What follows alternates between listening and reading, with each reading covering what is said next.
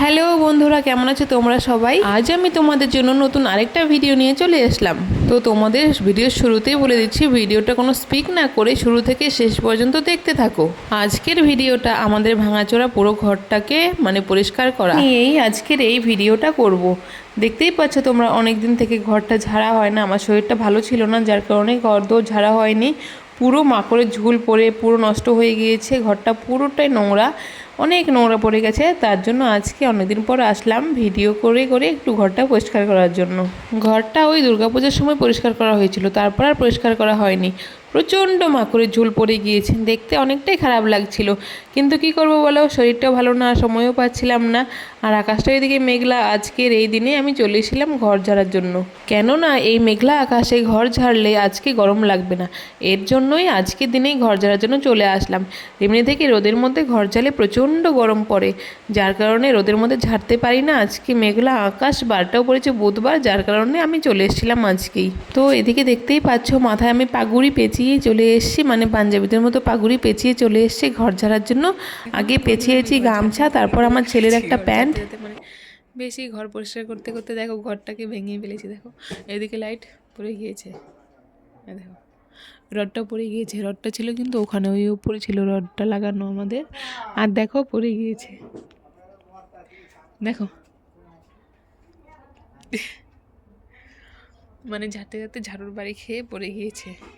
আর আমি তো সাথে সাথে পুরো শেষ। দেখো শরীরে নোংরা লেগে আছে, এখানে কত নোংরা লেগে আছে। ভাবতে পারছো তাহলে আমি কিভাবে ঘর ঝাড়ছি।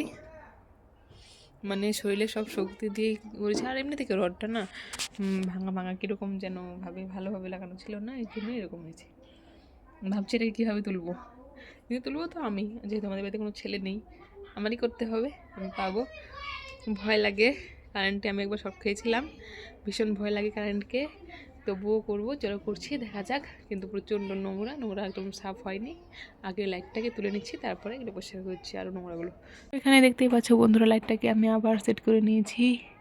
আমি আমার মতো করে লাইটটা সেট করে নিয়েছি, কোনো পিন ছিল, পিনের মধ্যে লাগিয়ে দিয়েছি। আর ঘরটাকে দেখতেই পাচ্ছ হাফ ঝাড়া করেছি, কি নোংরা পড়ে আছে ঘরের মধ্যে। দেখতে পাচ্ছ কত নোংরা জমেছিল ঘরটা। কিছুটা পরিষ্কার হয়েছে, কিছুটা হলেও পরিষ্কার দেখা যাচ্ছে। ঘরটাকে গোছাতে হবে পুরো। চলো পুরোপুরি পরে আবার দেখছি, চলো পরিষ্কার করে নিচ্ছি, তোমাদের সাথে আবার পরে একটু পরে কথা হচ্ছে। এইদিকে দেখতেই পাচ্ছ মায়ের ঘরটা ঝেড়ে আমি আমার ঘরটা ঝাড়ার জন্য চলে এসেছি।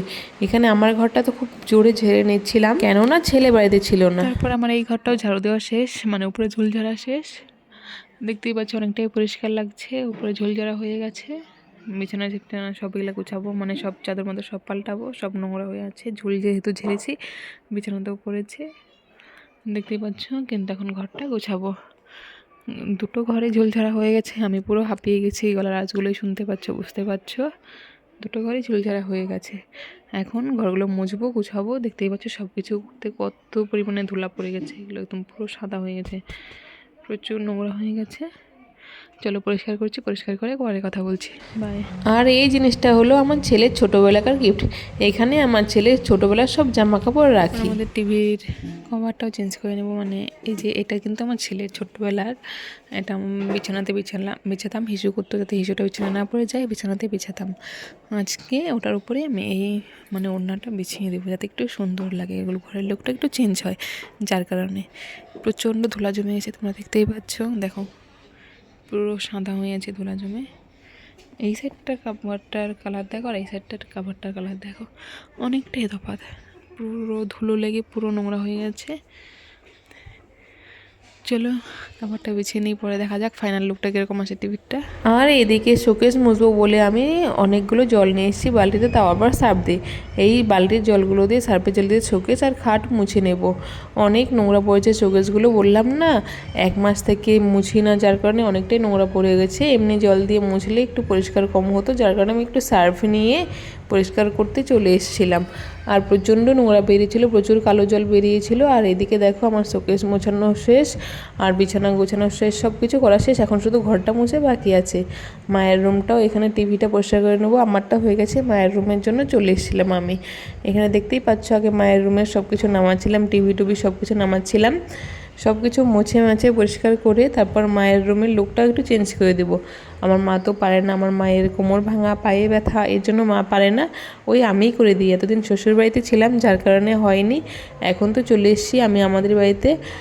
কোনো কারণে চলে এসেছি সেটা তোমাদের বলবো, অবশ্যই বলবো। যদি কেউ জিজ্ঞাসা করো, আমার অনেক কারণ আছে, আমার জীবনের অনেকটা কাহিনী আছে, বলতে গেলে তো অনেক কিছুই, বলতে গেলে একটা ভিডিওতে শেষই হবে না। অনেক বড় আমার জীবনের কাহিনী, সেই ছোট থেকে যুদ্ধ করে করে এখনও আমার জীবনের যুদ্ধ চলেই যাচ্ছে। জানি না এই যুদ্ধ কবে শেষ হবে, আমি জানি না। আমার একটা ছেলে আছে, আমার ছেলে আমাকে সুখ দিতে পারবে কি না। না পেয়েছি বাবা সুখ, না পেয়েছি স্বামী সুখ, কারো সুখই পাইনি। আর দেখো ঘর পরিষ্কার করে প্রচণ্ড নোংরা বেরিয়েছিল ঘর থেকে, ঘরটা ঝাড়ু দিয়ে বের করেছি। এই নোংরাগুলো একটা ব্যাগে করে বাইরে ফেলে দেব, এর জন্য ব্যাগের মধ্যে সব ভরে নিচ্ছিলাম। যেহেতু আমাদের ঘরটা রাস্তার ধারে, এর জন্য আমাদের ঘরটাতে এমনি থেকে ধুলাটা বেশি পড়ে। কেননা রাস্তার গাড়ি ঘোড়া অনেক কিছু যায় রাস্তা দিয়ে, ওই গাড়ি ঘোড়া ধুলাগুলোই আমাদের ঘরে চলে আসে, এর কারণে আমাদের ঘরে ধুলোটা একটু বেশিই জমে। আর এইদিকে আমি চলে আসলাম তারপর ঘর মোছার জন্য। ঘর মোছার জন্য আমাদের সেরকম কিন্তু অনেকেই অনেক কিছু লাগায় ঘরে, আমাদের সেরকম কিছুই নেই।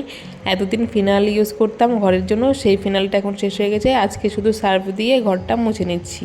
আর ঘরটা মোছামুছি পরিষ্কারের পরে এত সুন্দর লাগছিল, নিজেরই দেখতে ভালো লাগছিল, মনে হচ্ছিল যেন ঘরটা আমার নতুন হয়ে গিয়েছে, অনেক ভালো লাগছিল দেখতে। আর শোকেসটাও মুছে নিয়েছিলাম, সব কিছুই করে নিয়েছিলাম, কিন্তু ওয়ালগুলো মোছার জন্য ভুলে গিয়েছিলাম, এই জন্য ওয়ালগুলো ঘর মোছার সময় মুছে নিচ্ছিলাম। এমনি থেকে যখন ঘর ঝাড়ু দেই তখনই ওয়ালগুলো ঝেড়ে নিই, আজকে ভুলে গিয়েছিলাম যার কারণে মনে ছিল না। আর এদিকে দেখতেই পাচ্ছ আমার রুমের ফাইনাল লুক, বেড কভারটাও চেঞ্জ করে নিয়েছি। আর এখানে দেখো শোকেসের মধ্যে কি সুন্দর আমার মা, তারা, গোবিন্দ, সিদ্ধি দাদা সবাই বসে আছে। আমার তো খুব ভালো লাগে রাধা গোবিন্দকে, রাধা গোবিন্দর ভক্ত আমি। আর এদিকে দেখো আমার একটা ওড়না টিভির এখানে বিছিয়ে দিয়েছি, আর এই সাইডে আরেকটা ওড়না দিয়ে দিয়েছি যাতে একটু সুন্দর লাগে ঘরটা। আর এখানে মায়ের রুমটা, মায়ের রুমের বেড কভার কিছু চেঞ্জ করিনি, শুধু শোকেসটা একটু মুছে গুছিয়ে দিয়েছি, আলনার নিচটা একটু পরিষ্কার করে দিয়েছি, বাস এইটুকুই করেছি আজকে। শরীরটা মানে কি বলবো, এইটুকু করতে কিন্তু আমার 5-6 ঘন্টা লেগে গিয়েছে, অনেকটা টাইম লেগে গিয়েছিলো। আর এইদিকে আজকে যে বেড কাভারগুলো রেখেছিলাম ওই বেড কাভারগুলো ধুইনি, কেননা আকাশটা মেঘলা যার কারণে। আর এইদিকে মা আর ছেলে মেঘলা আকাশ দেখেই উঠোনে অনেক খড়ি শুকোতেও ছিল, খড়িগুলো তুলে নিচ্ছিল যদি বৃষ্টি আসে যার কারণে, কিন্তু সেই বৃষ্টি হচ্ছেই। এখন কিন্তু মানে রাতের 8টা বাজে, আমাদেরকে বৃষ্টি হচ্ছে। রাতের 8টার সময় ভয়েস দিচ্ছি সারাদিনের ভিডিওটায়, এখন বৃষ্টি হচ্ছে ঠিকঠাক। তারপর আমি উঠোনটা ঝেড়ে নিচ্ছি, উঠোনটা ঝাড়া হয়ে গেলে আমি স্নান টান করে নিয়ে ঘরে চলে এসেছিলাম। এখানে দেখতেই পাচ্ছ স্নান সেরে আমার যে দেবতারা আছে, রাধা গোবিন্দ আরও আছে, আমার রাধা গোবিন্দ প্রিয় ঠাকুর, তাদেরকে আমি নম করে দিয়ে এখানে আমার ঘরটা এত সুন্দর করে গুছিয়েছি। একটু স্প্রে না করলে হয়, যার কারণে একটু স্প্রে করে নিলাম ঘরটা যাতে একটু সুন্দর সেন্ট করে, কেননা বেড কাভারটা অনেকদিন আগে ধোয়া তো, সার্ফের কোনো সেন্ট নেই, এর জন্য একটু ওয়াল স্প্রে করে নিচ্ছি। আমাদের তো পাকা ঘর নেই, কাঁচা ঘরে একটু ওয়াল স্প্রে করে নিচ্ছি, একটু যাতে ঘরটা থেকে সুন্দর গন্ধ বেরোয়, যার কারণে একটু ওয়াল স্প্রে। তো বন্ধুরা আজকের এই ছিল ভিডিওটা, তোমাদের কেমন লাগলো অবশ্যই বলবে কমেন্টে। তো ভালো লাগলে একটা লাইক শেয়ার করো, থ্যাংক ইউ।